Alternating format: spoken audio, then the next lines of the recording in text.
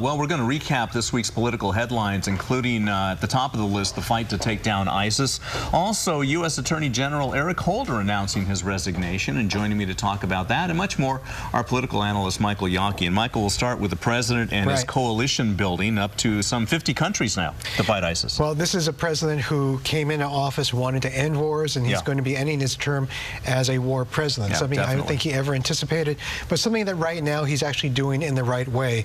That speech at the UN had a lot of muscle in it. People thought it was very, very vigorous, and at the same time, bringing in a coalition that included in the first set of airstrikes having participation by Saudi and Jordanian and Bahrain air forces as part of that, sent a clear signal that this is not just monetary support, this is actual military support, which means a lot to that region. In fact, it's made Britain reconsider its previous position, and in all probability, it will be joining the coalition very shortly. And the French, of all people, were joining in with airstrikes as well, right? The French were, and the French have their own reason for now. They had one of their nationals brutally beheaded but at the same time. But it's going to be what's going to happen over the next few weeks and months is going to be whether or not how much mission creep there actually begins in this, because it's fairly evident that there is at least some U.S. Special Forces on the ground helping to guide where these missiles explode with pinpoint precision.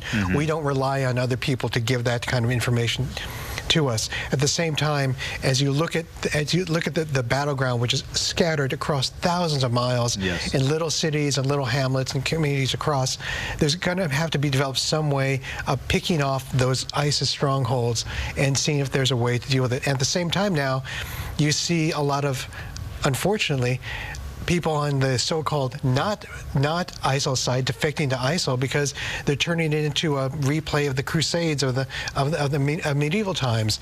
The West coming in against Islam. Luckily, the United States is now finally getting the idea that you have to fight this war with some propaganda of your own.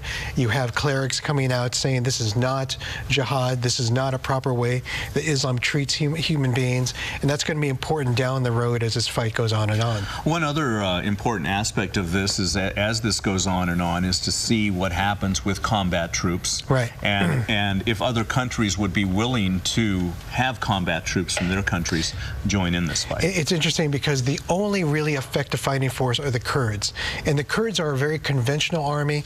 They can fight conventionally. They don't fight guerrilla warfare like ISIS does. They have to be retrained as well. So it's not as easy as saying, well, the Kurds so far are the ones who can actually fight, know how to shoot weapons, and don't run.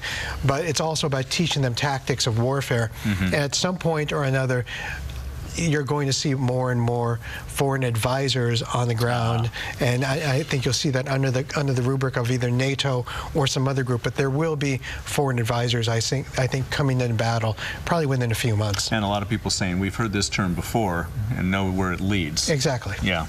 Let's turn our attention to Eric Holder. A lot of people surprised by his announcement earlier, last week, that he was going to step down. What do you think his legacy is going to be? Well, I mean, first of all, it's not so much of a surprise if he stays as he says he will through December.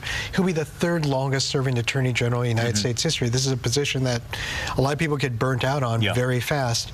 I think his legacy is going to be one of his own personal injection into the debate on race and civil rights. I think you'll get a lot of critics on the left and the right for him from the left that he didn't do enough to go after Wall Street. He didn't go. There still isn't a single person in jail who was part of the economic collapse in 2008. But at the same time, he's someone who has actually brought real vigor to the Office of Civil Rights as a United States Civil Rights Commissioner. I've seen this in action. I think his actions in going to Ferguson helped calm down that community a lot, and he's made a promise to Ferguson that he's going to finish that before he leaves office, which means there will be a big Department of Justice, I think, lawsuit going on for all of St. Louis County very soon. You know, it's someone who, he's the first African-American Attorney General, and I think he's done a very good job. A lot of people don't like him. A lot of people do like him. That's the nature of how politics is. He definitely was a lightning rod. Who do you see on the short list to replace him? Well, there's never ever a short list. There's like a long list of everyone throwing their names in, wanting their names in, hoping that the names in trial, and others who will. I mean, there's, for example, the Preet Bharara, who's the special prosecutor for the Southern District of New York, Indian American. There's Tom Perez, former Secretary of Labor, former Assistant Secretary Secretary for Civil Rights in DOJ, very popular. I think in terms of trying to deal with the Latino community, something he might be considering. And there's women. There's Kathleen Rumler, a former White House counsel. There's Kamala Harris, the California Attorney General. People, by the way, who say, "Oh no, she wouldn't want to do it because she's running for office and she wants a Senate seat." Well, or governor seat. Yeah. Understand. 4 years is a long time. You can be Attorney General for, the president only has 2 years left in his term. That's a lot of opportunity for someone like Kamala to go and make a name for herself and still come back to California and run very well. So as a stronger candidate, potentially. Yeah, and she's well liked by the administration. She's got a lot of charisma. I think that people who dismiss her out of hand because she's up for election now and is maybe looking at governor or senator don't understand how this works. That could really build a strong foundation for her to return in a couple of years and run for governor or U.S. Senate. You can't beat former Attorney General on your resume. That's true. All right, Michael, thank you. We'll be right back.